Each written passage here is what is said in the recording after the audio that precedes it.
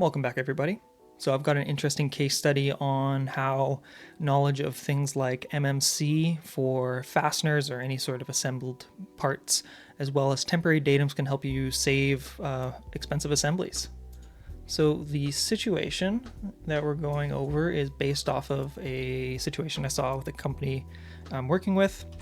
And basically they have this mold that they're building. The mold is a base plate, an outer ring, and then an inner island. And then inside that mold, what happens is that they install a plate, a metal plate, pump rubber into it, install another plate on top of it, wait for it to cure, and then push that sandwich, that metal and rubber sandwich out.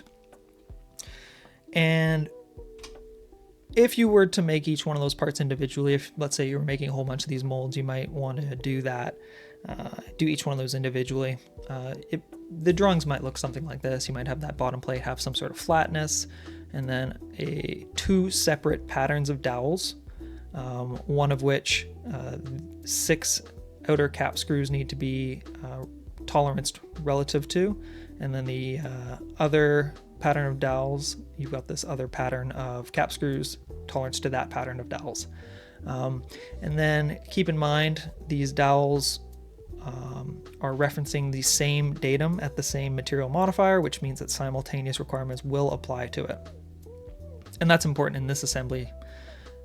The outer ring, very similar. It's got a flatness, let's say, a pattern of 2 dowels, and then the pattern of 6 clearance holes for the cap screws need to be well positioned relative to the datum A and the datum B. And then not more importantly, but also important is the inner profile of this ring has a reasonably tight tolerance. And then again, very similar for the island, except the profile applies to the outer surface. And the reason that these profiles are reasonably tight, at least for this company and the world that they're working in, is that if plastic or rubber is to extrude in between the installed ring and the mold, it makes it quite difficult to remove, and it also means that they have to do a lot more cleanup on the sandwiched assembly later. So their plan, they didn't want to make each part individually, which is fair because they were only making one of these. And the plan was to do an assembly and then do all the machining in one go. So they were going to do the dowel holes and the cap screw holes and the profiles all in the mill. And this should have been a slam dunk. Stuff like this works really well for one-offs.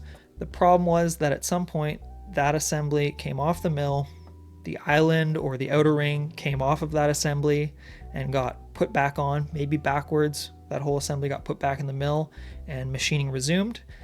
And when we tried to go install one of the plates to make sure that everything was well positioned, the plate didn't fit. There was interference on one side and there would have been clearance on the other side because the plate fit on the over the island and inside the ring independently, but once those two were together in the assembly, it was no go. Obviously this is a problem. They wanted to get parts out 8 weeks ago, so they were way behind schedule. So there was a few ways we could have dealt with this. One way would have been to remove material off this inner island. Another way would have been to remove material out of the outer ring. And both of these are not ideal because, as I said earlier, they wanted to minimize the extrusion gap for the rubber to get between the plate and the mold. So what do you do? My hope was that, because when we tested this, there was no dowels, the dowels weren't installed, and the cap screws had really tight clearances. So my hope was that, I was hoping that the dowels maybe were correctly machined, and it was just the cap screws pulling it out of position. In which case that would have been a really easy solution, or there would have been a really easy solution. Just oversize the clearance holes. The clearance holes barely were clearance at all. They were extremely close to the fastener. There was not a lot of wiggle room. So this would have been sort of my go-to solution, would just be to oversize the clearance holes and really take advantage of the MMC on the positional tolerance of those clearance holes. So we would have oversized it. That would have allowed us to install the dowels, install the plate, and everything would have been fine. Unfortunately, we put the dowels in and it was the same problem. So this is where we took advantage of temporary datums. We removed the dowels. We oversized and we did all the work on the outer ring, just because that happened to be easier to work around. But we removed the dowels. We oversized the cap screw clearance holes, and then we put the plate back in, put shims around the plate, or between the plate and the inside. So we basically locked it, we centered it on the inner island. We put the outer ring on top of it because it still had a lot of, it was still able to fit over that plate quite easily. And then we shimmed the plate to the outer ring. So we've effectively created a temporary datum for these cap screw holes. And that datum would be at R&B because we expanded it in quotations. And then what we did was we torqued down all the bolts with those shims installed and then drilled new dowel holes. So we created these dowel holes effectively with a temporary datum, and then everything fit. So that was the solution that ended up working. And you don't need to understand GD&T to figure stuff out like this, but it does help you, maybe if you have a good understanding of GD&T and the standard and understand these tools that the standard gives you, it does maybe help you come up with some creative ways to apply these things.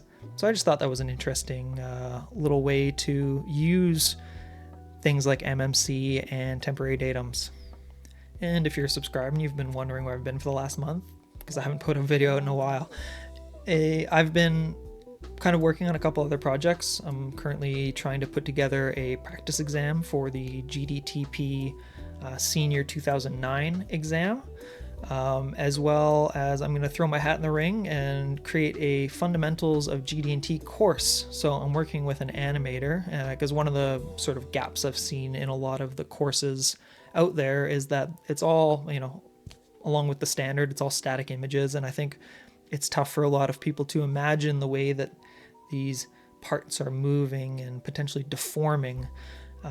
So I'm going to work with an animator and get some really nice 3D visualizations with some motion graphics put together, and that'll be hosted on my website at some point. So stay tuned for that. But in any case, have a good one.